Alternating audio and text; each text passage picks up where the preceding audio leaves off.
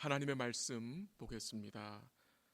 신약성경 마가복음 7장 24절에서 30절까지 말씀입니다. 신약성경 마가복음 7장 24절에서 30절까지 제가 한 성경은 65면입니다. Gospel Mark chapter 7 verses 24 through 30. 마가복음 7장 24절서부터 30절. 하나님 말씀을 읽어드리겠습니다. 하나님 말씀이 이러합니다. 24절. 예수께서 일어나사 거기를 떠나 두로 지방으로 가서 한 집에 들어가 아무도 모르게 하시려 하나 숨길 수 없더라. 이에 더러운 귀신 들린 어린 딸을 둔 한 여자가 예수의 소문을 듣고 곧 와서 그 발 아래에 엎드리니 그 여자는 헬라인이요 수로보니게 족속이라. 자기 딸에게서 귀신 쫓아내 주시기를 간구하거늘 예수께서 이르시되 자녀로 먼저 배불리 먹게 할지니 자녀의 떡을 취하여 개들에게 던짐이 마땅치 아니하니라. 여자가 대답하여 이르되 주여 올소이다마는 상 아래 개들도 아이들이 먹던 부스러기를 먹나이다. 예수께서 이르시되 이 말을 하였으니 돌아가라. 귀신이 내 딸에게서 나갔느니라 하시매. 30절 같이 합니다. 여자가 집에 돌아가 본즉 아이가 침상에 누웠고 귀신이 나갔더라. 아멘. 우리 사랑하는 성도 여러분, 한 주간 잘 지내셨습니까? 주의 은혜와 또 주의 사랑이 우리 각 성도들 삶과 가정에 함께 하시기를 기도합니다. 지난 한 달 가까이 우리는 예측하지 못한 어려운 일상을 맞이했습니다.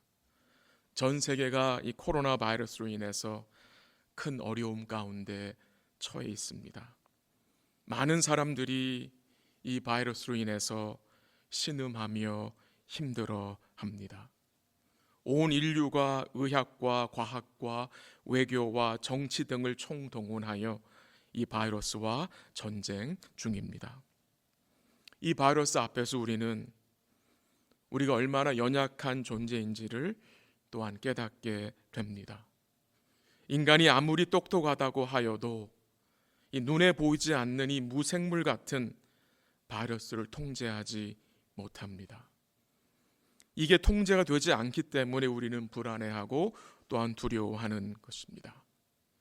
이 바이러스로 인해서 우리의 일상이 셧다운 되었습니다. 그래서 이제 우리는 일상 같지 않은 일상 속에서 우리가 살아가고 있는데 우리 사랑하는 성도들이 어떤 마음의 자세로 살아가고 계십니까? 어떤 글에서 이런 내용을 봤습니다. 감사의 반대말은 불만과 불평이 아니라 당연함이다. 당연함. 그 글을 읽고 참 많이 공감했습니다. 우리는 일상에서 누리는 일들을 당연한 것들로 대수롭지 않게 여기고 살아갈 때가 많습니다. 그러나 그 당연하게 여겼던 것들이 주님이 주시는 은혜의 시간들이었다는 것을 우리가 이 지금 바이러스로 인해 또 새삼 깨닫게 되기를 원합니다. 우리가 어쩌면 당연한 것으로 생각하고 주일마다 드렸던 이 예배가 얼마나 큰 복이고 얼마나 소중한 것이고 얼마나 우리가 크게 감사해야 할 조건인지 깨닫는 시간이 되었으면 좋겠습니다. 우리가 일상에서 대수롭지 않게 여기고 당연시했던 것들에서 풍성한 감사의 조건들을 발견하면 좋겠습니다. 이 어려운 시간들을 통해서 교회가 더욱 주님께 초점을 맞추고 우리의 참된 위로와 기쁨이 오직 주님과 그가 이루신 구원의 근거함을 깊이 깨달아 더욱 감사에 깨어있는 시간들이 될 수 있으면 좋겠습니다. 우리 마음속에 주를 향한 감사에 깨어있을 때에 우리는 참된 행복을 누리며 나눌 수 있기 때문입니다. 예수님께서 갈릴리 지역을 떠나 두로 지방으로 곧 이방인들이 사는 지역에 가셔서 한 집에 들어가셨는데 거기에 한 여인이 찾아와서 예수님의 발 아래 엎드렸습니다. 오늘 본문 내용이 마태복음 15장에서 나오는데 그 내용을 보면 제자들은 이 여인을 그냥 쫓아보내라고 말했습니다. 이 여인의 이름은 소개되지 않지만 이 여인에 대해서 강조되는 내용은 이 여인이 헬라인이고 수로보닉의 족속이라는 것입니다. 이중적으로 이 여인이 이방인임을 강조합니다. 마태복음 15장에서도 이 여인을 마태는 가나안 여인이라고 불렀습니다. 즉 이 여인은 하나님 앞에 나올 수 없는 여인입니다. 언약 밖의 여인이며 동시에 그 당시 바리새인들과 유대인들이 이 여인을 개 취급하는, 멸시하는 여인이었습니다. 오늘 우리가 잠시 생각하고 싶은 내용은 이 여인의 믿음입니다. 오늘 우리가 초점을 맞추고 함께 고민하고 싶은 내용은 이 여인의 믿음의 본질입니다. 주님이 이 여인에게 어떤 은혜를 주셨는지 생각해 보기 원합니다. 마태복음 15장 28절에서 주님은 이 여인의 믿음을 큰 믿음이라고 칭찬하셨습니다. 큰 믿음이라고. 과연 큰 믿음이 어떤 믿음인지 오늘 말씀을 통해서 살펴보도록 하겠습니다. 이 여인에게는 큰 어려움이 있었습니다. 본문 25절에 보면은 이 여인에게는 더러운 귀신 들린 어린 딸이 있었습니다. 더러운 귀신 들린 어린 딸을 키운다는 것, 그 고통과 아픔을 어찌 말로 표현할 수 있겠습니까? 얼마나 힘든 시간들을 많이 지나왔겠습니까? 이 불쌍한 여인이 주님의 발 앞에 엎드려 귀신 쫓아내 주시기를 간구합니다. 그 간절한 간구에 주님이 어떻게 반응하셨습니까? 마태복음 15장 23절에 보면은 이 여인의 간구에 주님이 처음에는 아무 말도 하지 않았다라고 했습니다. 오늘 본문에 보면 27절을 보면은 한번 27절 보시길 바랍니다. 예수께서 이르시되 자녀로 먼저 배불리 먹게 할지니 자녀의 떡을 취하여 개들에게 던짐이 마땅치 아니하니라 라고 말씀하셨습니다. 우리의 귀를 의심하게 하는 말씀입니다. 이 주님의 말씀은 여인에게 모욕적이고 모멸감을 주기에 충분한 대답같이 느껴집니다. 자녀로 먼저 배불리 먹게 할지니 자녀의 떡을 취하여 개들에게 던짐이 마땅치 아니하다라는 이 말씀. 이 말씀을 면전에서 직접 들은 이 여인의 마음이 어떠했겠습니까? 만약에 우리가 이 여인의 입장이었다면 우리의 마음이 여러분 어떠했겠습니까? 먼저 이 말씀은 주님이 이 여인과 그의 간구를 거절했다는 의미는 절대로 아닙니다. 그런 뜻이 아닙니다. 먼저 자녀들에게 주고 자녀의 떡을 취하여 개들에게 주는 것. 여기서 말하는 자녀는 유대인입니다. 이스라엘 백성들이고 개들은 이방인들을 말합니다. 예수님 당시의 개들은, 이 개라는 표현은 지독한 묘욕적인 표현이었다고 합니다. 특히 그 당시 유대인들은, 바리새인들은 이 이방인들을 쓰레기를 뒤지고 다니는 더러운 개처럼 여겼다고 이야기합니다. 그럼 지금 예수님이 이 여인을 유대인이 이방인을 개처럼 여긴 것처럼 그렇게 여긴다는 말입니까? 그런 의미는 절대 아닙니다. 주님은 이 여인을 개처럼 여기신다는 의미가 아닙니다. 지금 주님은 이 여인을 바리새인들이, 유대인들이 이방인을 여기는 것처럼 여긴다는 의미가 아닙니다. 원래 주님이 사용하신 이 개라는 단어가 원어 성경을 보면은 다른 단어로 사용됐습니다. 우리 한글 성경과 영어 성경에 보면은 개로, 도구로 번역되었지만 원래 이 단어는 강아지라는 뜻입니다. 퍼피라는 뜻입니다. 애완견이라는 뜻입니다. 그래서 공동 번역 성경에서는 이 개라는 단어를 강아지로 번역했습니다. 그래서 이 27절 내용을 조금 쉽게 설명을 드리면 이렇게 해석할 수 있습니다. 너도 가족의 식사 예적을 잘 알 것이다. 먼저 자녀가 먹고 그 후에 강아지가 먹지 않느냐. 이 순서를 어기는 것은 옳지 않다. 강아지가 자녀보다 먼저 먹는 것은 안 된다라는 식으로 말씀하신 것입니다. 그러나 아무리 강아지란 표현을 들어도 이 여인의 입장에서는 모욕적으로 들릴 수 있습니다. 그러나 주님이 강조하신 내용은 순서입니다. 순서. 먼저 이스라엘이고 그 다음이 이방이라는 것입니다. 그래서 27절에서 주님은 이 먼저라는 단어를 사용하셨고, 이 여인은 주님이 사용하신 이 먼저라는 말을 듣고 28절에서 믿음의 대답을 한 것입니다. 하나님 아버지의 선교의 대상이 우선적으로 유대인입니다. 이스라엘 백성들에게 초점이 맞춰져 있다는 사실입니다. 마태복음 10장 5절 6절에 보면은 주님이 제자들을 파송하실 때에 이렇게 말씀하셨습니다. 예수께서 이 12를 내보내시며 명하여 이르시되 이방인의 길로도 가지 말고 사마리아인의 고을로도 들어가지 말고 오히려 이스라엘 집에 잃어버린 양들에게 가라 말씀하셨습니다. 무엇이 증거됩니까? 주님은 애초부터 이 이방 여인을 도와줄 마음이 없어서 그 여인의 간절한 간청을 못마땅하게 여기신 것이 아닙니다. 이 말씀은 주님이 구원 역사적인 순서를 이야기하는 것입니다. 복음이 먼저 이스라엘 백성들이 전파되고 그 후에 이방인들에게 전해진다는 말씀입니다. 그래서 사도 바울은 로마서 1장 16절에서 이렇게 증거합니다. 이 복음은 모든 믿는 자들에게 구원을 주시는 하나님의 능력이 됨이라. 먼저는 유대인들이요 그리고 헬라인들에게 라고 말씀했습니다.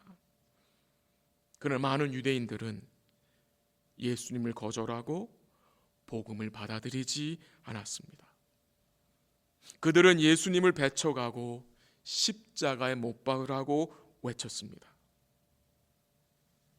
오늘 마가복음 7장에 언급되는 이 바리새인들, 그들은 여전히 예수님을 배척합니다. 그 바리새인들과 이 이방 여인을 마가는 대조시키는 것입니다. 믿지 않는 바리새인들과 믿는 이 이방 여인을 비교하는 것입니다. 우리가 잘 아는 사도행전 1장 8절 말씀, 오직 성령이 너에게 임하시면 너희가 권능을 받고 예루살렘과 온 유대와 사마리아와 땅 끝까지 이르러 내 증인이 되리라 하셨습니다. 주님의 천국 복음은 예루살렘으로 시작해서 모든 족속에게 증거될 것을 말씀하신 것입니다. 우리 주님이 이 불쌍한 이방 여인에게 이런 식으로 말씀하신 것은 이 여인을 도와주기 싫어서가 아니라 주님은 이 여인의 마음을 아시고 그 여인의 믿음을 더 굳게 세우시기 위해 이런 말씀을 하신 것입니다. 우리 주님의 뜻은 단순히 이 여인의 딸을 고쳐주는 것만이 아니라 이 여인의 믿음과 딸의 믿음을 세우시기 위해서 이 여인에게 구원의 풍성함과 영원한 기쁨을 주시기 위해서 이 여인을 시험하신 것입니다. 이제 본문 28절을 보기 원합니다. 한번 28절 같이 읽어보죠. 시작. 여자가 대답하여 이르되 주여 올소이다마는 상 아래 개들도 아이들이 먹던 부스러기를 먹나이다. 아멘. 주의 말씀을 듣고 이 여인이 어떻게 반응을 합니까? 먼저 이 여인은 주여 올소이다라고 말합니다. 영어 성경에서는 Yes Lord이라고 나왔습니다. 주여 올소이다. 이 여인은 예수님을 주여라고 부릅니다. 주님이라고 불렀습니다. 마태복음 15장 22절에서 이 여인은 예수님을 주 다윗의 자손이라고 불렀습니다. 주 다윗의 자손, Lord, the son of David이라고 불렀습니다. 이게 무슨 말입니까? 이 여인은 예수님이 구약에서 약속하신 메시아이심을, 그가 주님 되심을 고백한 것입니다. 이 여인이 예수님을 주님으로 부를 수 있는 것은 이 여인 자신이 주님 앞에서 어떤 자인지를 깨달았기 때문입니다. 아무나 예수님을 주님으로 부를 수 없습니다. 우리가 예수님을 주님으로 부르게 된 것은 주의 은혜가 우리에게 임한 결과입니다. 주의 은혜가 우리에게 임한 결과는 무슨 말입니까? 우리가 주의 은혜로 죄인임을 깨닫게 된 결과로 우리가 예수님을 주님으로 부르게 된 것입니다. 조금 다르게 표현을 하면 성령의 거듭나게 하심 역사로, 거듭남의 결과로 우리가 예수님을 주님으로 부르게 된 것입니다. 이 여인은 주님께 주님이 옳습니다, 당신의 말씀이 옳습니다 라고 인정했습니다. 무엇이 옳다고 말한 것입니까? 먼저 주의 복음이 유대인들에게 전해지는 것이 옳다고 말한 것이고, 또한 둘째는 자신이 개와 같은 존재임을 인정하는 것입니다. 또한 동시에 이 여인은 주님께 주인의 상에서 떨어지는 부스러기를 먹게 해달라고 간구했습니다. 이 여인의 고백에서 우리가 무엇을 깨닫게 됩니까? 이 여인은 자신의 자존심을 다 버렸습니다.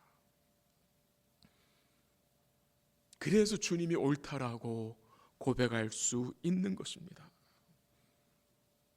이 여인이 주님이 옳다라고 말한 것은 어떻게 해서든지 귀신 들릴 딸을 살리기 위해서 억지로 주님의 말씀에 옳다라고, 자신의 자존심을 꾹꾹 누르고 참으면서 당신이 옳습니다라고 말한 것이 아닙니다. 이 여인은 진심으로 주님이 옳습니다, 주의 말씀이 맞습니다 라고 고백한 것입니다. 주의 구원의 은혜가 이 여인에게 임했다는 증거입니다. 주의 구원의 은혜가 우리에게 임하면 우리에게 어떤 반응이 나타납니까? 주의 말씀에 굴복하게 됩니다. 주의 말씀이 옳다라고 고백하게 됩니다. 주님께 우리가 복종하게 되고 주님께 항복하게 됩니다. 지금 이 여인은 주님 앞에 항복하는 것입니다. 주님이 옳습니다, 주님이 맞습니다. 아담의 범죄 이후에 모든 인간들은 자기 자존심을 지키려고 열심히 노력하며 살아갑니다. 스스로 왕 노릇하고 싶은 마음을 결코 포기하지 않고 살려는 마음입니다. 누군가 자기의 자존심을 조금만 건드리면 우리 어떻게 합니까? 못 견딥니다. 못 견뎌야 합니다. 그러나 그 자존심이 복음의 능력으로 부서지는 것입니다. 그것이 은혜입니다. 이 은혜가 이 여인에게 임한 것입니다. 우리의 이 펄펄거리는 자존심이 부서지지 않으면 우리는 주님과 그의 말씀에 옳다라고 말할 수 없습니다. 이 세상에서는 이 자존심 때문에 사람을 죽이기까지 합니다. 자기 자존심을 지키려고 주님의 말씀을 멸시합니다. 자기 자존심을 지키려고 주를 믿지 않습니다. 교회와 가정에서도 내 자존심을 지키려고 다른 지체와 가족들에게 상처와 아픔을 줄 때도 있습니다. 저도 그렇습니다. 저에게 그런 모습이 드러납니다. 소망이 없어 보이지만 소망이 있음은 이런 우리를 주님이 사오가시고 주의 성령께서 진리의 말씀으로 우리를 다듬어 가시기 때문입니다. 이 여인, 주의 말씀에 옳다라고 고백했습니다. 자신의 의를 내려놓는 것입니다. 자신의 의를 부인하는 겸손한 마음입니다. 이 여인은 주의 말씀을 듣고 그런 게 어디 있어? 왜 유대인이 먼저야? 왜 가나안 사람은 유대인 다음이야? 라고 말하지 않았습니다. 복음은 우리 자신의 의와 자존심을 무너뜨립니다. 복음 앞에서 자기의 의와 자존심을 지키려고 하면 주님의 은혜와 긍휼은 받을 수가 없습니다. 끝까지 자기들의 의를 지키려 했던 바리새인들과 서기관들은 결국 주의 은혜와 긍휼을 맛보지 못했습니다. 결국 그들이 무슨 짓을 합니까? 예수를 죽이라고 말했습니다. 제가 여러 번 언급한 말씀이지만 다시 한번 읽어드립니다. 이사야서 64장 6절 말씀입니다. 무릇 우리는 다 부정한 자 같아서 우리의 의는 다 더러운 옷 같으며 우리는 다 잎사귀 같이 시들므로 우리의 죄악이 바람같이 우리를 몰아가나이다. 아멘. 우리의 의는 아무리 고상하고 아무리 좋아 보여도 하나님 앞에 어떻다고요? 다 더러운 옷이라고 합니다. 다 더러운 옷 같다라고 합니다. 그래서 인간의 의는, 우리의 자존심은 내세울 수 없는 것입니다. 우리에게 필요한 것이 무엇입니까? 그리스도의 의입니다. 오직 그리스도의 의만이 우리를 하나님 앞에 세울 수 있는 것입니다. 그리스도의 온전한 의가 믿음으로 우리에게 전가되어서 그 의의 옷을 입고 우리가 하나님 앞에 담대히 설 수 있는 것입니다. 바로 그들이 우리인 것입니다. 우리의 의는 더러운 옷 같은 의이지만 믿음으로 그리스도의 온전한 의를 입혀주셔서 그 의를 입고 우리가 하나님 앞에 선 자들입니다. 이 여인은 주의 말씀에 실족하지 않았습니다. 주의 말씀에 실망하지 않았습니다. 유대인이 먼저라는 말씀을 듣고 절망하지 않았습니다. 그 말씀을 그대로 받아들였습니다. 그것이 믿음입니다. 이 여인의 모습은 그 당시 바리새인들과 서기관들의 모습과 너무도 대조가 됩니다. 이 바리새인들과 서기관들은 주의 은혜를 아주 우습게 하찮게 여겼습니다. 그러나 이 여인은 부스럭이라도 먹겠다고 합니다. 떡을 원한 게 아니었습니다. 그 상 밑으로 떨어지는 부스럭이라도 먹겠다고 말합니다. 뭐가 증거되는 것입니까? 이 여인은 주의 은혜가 아니면 살 수 없는 자임을 고백한 것입니다. 이 바리새인들과 서기관, 그리고 이 여인의 차이가 무엇입니까? 바른 자기 인식의 차이입니다. 이 여인은 주님 앞에 주의 은혜가 아니면 살 수 없습니다 라고 고백한 것입니다. 그리고 주님은 이것을 큰 믿음이라 칭찬하신 것입니다. 큰 믿음이 무엇입니까? 큰 믿음. 주님이 칭찬하시는 큰 믿음은 주님이 옳습니다. 주님이 맞습니다. 주의 은혜가 아니면 살 수 없는 개 같은 존재입니다람을 인정하는 것입니다. 너무도 감사한 것은 이 여인은 그 수많은 유대인들이 깨닫지 못한 그 은혜의 진리를 깨닫게 된 것입니다.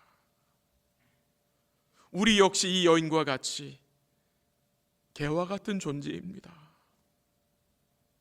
그러나 주님이 우리를 사랑하셔서 놀라운 구원의 은혜를 베풀어 주셨습니다. 이 여인은 자신의 주인이 누구인지 아는 여인입니다. 이 여인은 자신의 주인이 은혜를 베풀어 주신다는 사실을 믿고 사는 여인입니다. 이 여인은 주의 말씀에 실족하지 않고 주님이 옳습니다라고 고백한 여인입니다. 이 여인의 모습이 오늘 우리의 믿음을 반영해 줍니다. 우리 사랑하는 성도 여러분, 오늘 여러분의 삶에 누가 주인이십니까? 누가 우리의 주인이 되십니까? 그 주인이 정말 어떤 분이신지를 여러분 삶 속에서 인식하며 살고 계십니까? 부스러기 같다고, 너무 작다라고 주의 은혜를 작게 여기지 않으셨습니까? 혹시 주의 말씀에 실족하진 않으셨습니까? 내가 원하는 말씀이 아니라고 주의 말씀을 받아들이지 않지는 않았습니까? 우리 사랑하는 성도 여러분, 지금 우리가 힘든 시기를 살고 있지만 우리에겐 주인이 계십니다. 그 주인은 은혜의 주인이시고 그의 자녀들에게 은혜를 베푸시는 주인이십니다. 우리의 주인은 선한 주인이십니다. 끝까지 그의 자녀들에게 선을 베푸시는, 은혜와 긍휼로 함께 하시는 선한 주인이심을 우리 성도님들이 기억하시기를 간절히 기도합니다. 마지막으로 이 여인의 말에 주님이 뭐라고 말씀을 하십니까? 29절 가보십시오. 29절 같이 읽습니다. 시작. 예수께서 이르시되 이 말을 하였으니 돌아가라, 귀신이 내 딸에게서 나갔느니라 하시매. 주님이 이 여인의 믿음의 말을 인정하십니다. 이 말을 하였으니 돌아가라, 귀신이 내 딸에게서 나갔느니라. 이 말을 하였으니, 이 말이 무슨 말입니까? 이 말은 이 여인의 주님의 말씀을 듣고 주님이 옳습니다, Yes Lord이라고 말한 것입니다. 자신이 개와 같은 존재이지만 부스러기 은혜를 간절히 간구한다는, 주의 은혜를 떠나서는 살 수 없다고 고백한 그 말입니다. 말씀을 정리합니다. 우리에게는 주인이 계시고 그 주인이 우리를 말씀으로 세워가십니다. 우리 주인이 우리를 말씀으로 양육해 가십니다. 이번 한 주간도 우리 주의 말씀이 옳습니다, 맞습니다 라고 여기며 살아가시기를 기도합니다.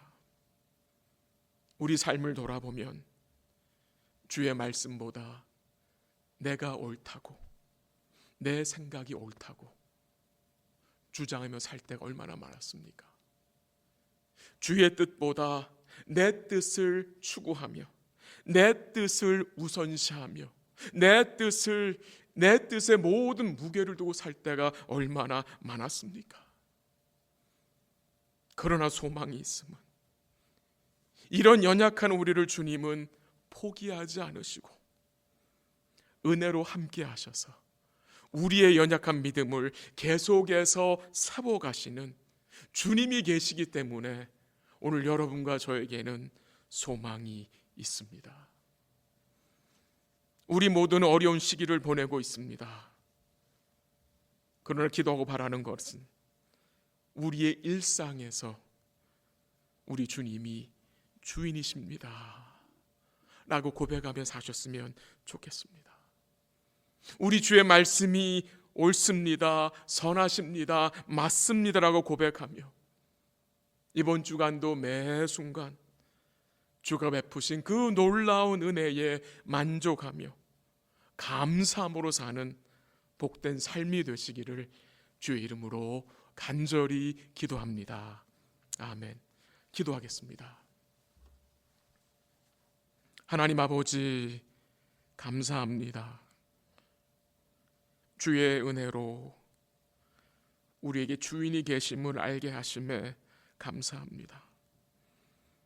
또 우리가 얼마나 부족한 자인지를 또 깨닫게 하심에 감사합니다.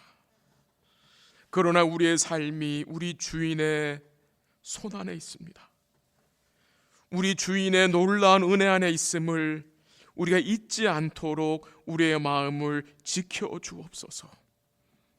우리가 어떤 상황에 처한다 할지라도 우리가 처한 그 상황이 우리가 원치 않는 상황이라 할지라도 주님이 옳습니다. 주님이 맞습니다. 주님이 선하십니다를 인정하며 주의 말씀에 항복하며 우리 사랑하는 성도들이 우리 주님께 실족하지 않도록, 주의 말씀에 실족하지 않도록 우리의 마음을 지켜 주옵소서. 하나님 아버지, 어려운 시기이지만 더욱 주님께 초점을 맞추고 살 수 있도록 우리 사랑하는 성도들과 자녀들이 가정에서 함께 예배드리며 함께 말씀을 나누며 함께 기도하며 살 수 있도록 주님 도와주시고 인도하시고 역사하여 주시옵소서. 이번 주간도 주님 베풀어 주신 그 놀라운 은혜를 찬송하며 만족하며 기뻐하는 복된 삶 될 수 있도록 복을 내려 주옵소서.